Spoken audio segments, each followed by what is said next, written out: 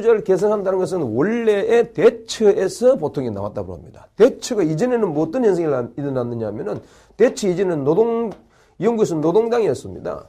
대처는 보수당이었잖아요. 근데 이 노동당에서 가장 중요한 것은 뭔가 하면은 사회보장비가 엄청나게 들어간다는 이야기예요. 사회보장비 너무 많이 있는 거 어찌 됩니까? 경제 성장이 안 되는 겁니다.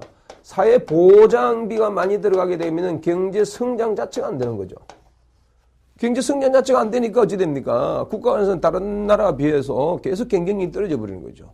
대영 제국을 했던 그러한 영국이 이제는 몰락하게 된다 이 말이죠. 따라서 그러한 문제를 해결하기 위해서는 비용을 줄여야 되는데 그 비용 줄이는 것은 모든 노조들도 이제는 각자가 스스로가 문제를 해결하도록 하라. 생산성을 향상해야 된다. 그래서 복지도 생산복지, 뭐 능동복지, 뭐 다양한 이런 것이 나오는 이유가 이제 크게 있는 것이죠. 제3의1도 마찬가지고. 자꾸 효율적으로 정부를 혁신하여서 국가의 경쟁력을 최고의 우선의 가치로 여기도록 헤게모니를 강조한다. 이렇게 보시면 되겠습니다. 이 또한 이제 신자유주의는 경제 영역뿐만 아니라 이제 사회적이고 정치적이고 문화적인 모든 영역에서도 이제 시장 원리가 적용되도록 한다라고 하는 것인데 이제 대표적인 학자는 이제 프리드만이라든지 하이에커라든지 신고전 학파들이 이제 주를 이루고 있다. 이렇게 보시면 되겠고 신보수주의는 경쟁력에서는 자유지상주의 측면을 강조하는 것은 같습니다. 그러나 이제 신보수주의는 신자유주의와는 달리 사회적이고 정치적이고 문화적 영역에 있어서는 여기 있죠. 전통과 보수를 또 질서를 상당히 강조한다. 이렇게 보시면 되겠습니다. 그래서 국가 경제 영역에 있어서는 개입을 최소로 하는 것이죠. 그리고 다른 사회 영역에 있어서는 종교 교육을 강화시키고 국가 간을 강조시키고 전통적인 그런 가치관 자체를 이제 강조시켜 들어온다. 이렇게 보시면 되겠는데 이제 대부분 이제 레이건을 중심으로 한 부시 행정부 이러한 행정부들이 이제 더욱더 이러한 내용들을 강화시켰다. 이렇게 보시면 되겠고 해서 이제 네오콘이라는 컨서버티즘이라고 하는 것 자체가 이제 네오되는 것이죠. 그래서 신보수주의, 네오콘이다. 이렇게 부르는데 대표적인 이제 사람들이 부시 행정부, 존 볼턴이라든지, 그 다음에 딕 첸이라든지, 그 다음에 곤돌라스 라이스라든지, 이런 사람들, 뭐, 럼스펠더라든지, 켈리 같은 이런 사람들이 대표적인 신보수주의자다. 이렇게 보시면 되겠습니다. 신보수주의자들의 핵심적인 사상은 뭔가 하니까 전통적인 기독교 중심의 그런 사상 그 자체를 전 세계에, 파급시켜야 된다라고 하는 그러한 생각이 굉장히 강하게 이제 뿌리박혀 있는 그런 자들이다. 이렇게 보시면 되겠습니다. 그 다음에 이제 다원주의인데 이제 다원주의는 조금 전에 말씀드린 이제 우리가 평등과 그 다음에 자유라고 하는 이 두 가지가 가장 중요한 내용이라고 이제 본다면은 다원은 이 평등도 있고 자유도 있지만 또 다른 다양한 요소들도 있다. 이렇게 보는 것이죠. 그래서 원래 정치학에서 파생되는 그런 이론인데 사회나 그 다음에 문화, 종교 각 분야에 있어서 사회복지에도 다양한 이제 개념으로 적용되어지는 내용인데 사회정책 결정 과정에서 많이 연구되어지는 또 적용되어지는 엘리트주의 내지는 특수한 그러한 사상, 우리가 알고 있는 보통 전통적인 그런 사상들하고는 조금 다르다. 이렇게 보시면 되겠습니다.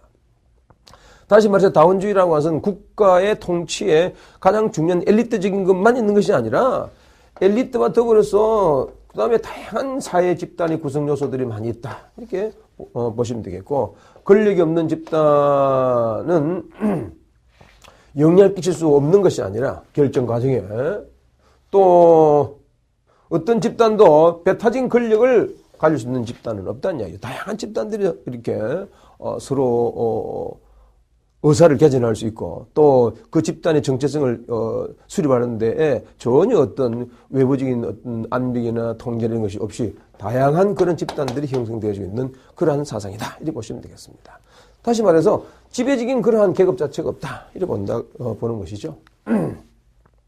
그래서 다원주의에서는 국가가 여러 압력 집단의 이해관계를 조정하는 그러한 시각도 있고 국가 자체가 하나의 어떤 이해관계를 갖는 압력 집단으로 보는 그러한 자들도 있다는 얘기죠. 공통적인 것은 이제 국가가 자본과 계급의 이해관계를 배타적으로 반영한다. 이 국가 독점 자본주의지 않습니까? 국독자라고 하는 국가 독점 자본주의만 있는 것이 아니라 다양한 세력들의 집단의 어떤 영향력, 이거 상당히 중요하다 이렇게 보는 겁니다. 칼 막스 입장에 있어서는 가진 자와 갖지 못한 자가 있는데 가진 자가 갖지 못한 자를 이렇게 통제하고 압박한다 이렇게 보는 것이 핵심적인 사상이다 이 말이죠. 이분법화된 헤게모니, 그래서 가진 자와 갖지 못한 자가 서로 헤게모니를 놓고 정탈한다 이렇게 본 것이단 말이죠. 어떤 건 지배계급이냐, 그러나 다운주의는 그렇지 않고 서로 다양한 계급들이 굉장히 많이 이렇게 혼재해 있다 이렇게 보는 것이죠. 사회정책을 지배집단으로 몇 개의 그 엘리트의 이익만이 배타적으로 관철되는 것이 아니라 다양한 이해관계 집단이 있다. 그래서 이것들이 이제 갈등하고 협상하고 조정하고 연합하는 것이다. 복지에 있어서의 수혜자 조직까지. 예를 들어서 이제 기초생활 수급권자나 장애인이라든지 다양한 이제 노인 집단이라든지 이런 다양한 집단들이 모여서 민주적인 타협에 의해서 복지가 국가가 또는 복지의 어떤 집단들이 움직여간다 이렇게 보는 겁니다. 그래서 이제 국가는 뭘 하느냐? 이해 집단 간의 조정을 역할, 중립적인 위치, 뭐 이런 것들이 이제 중요한 역할을 하는 것이다. 따라서 통제 이론이라든지 칼 막스 이분법의 그러한 지배 헤게모니의 이론 같은 이런 것들은 이제 다운 이론에 있어서는 중요하지 않은 것이다 이렇게 보는 것이죠.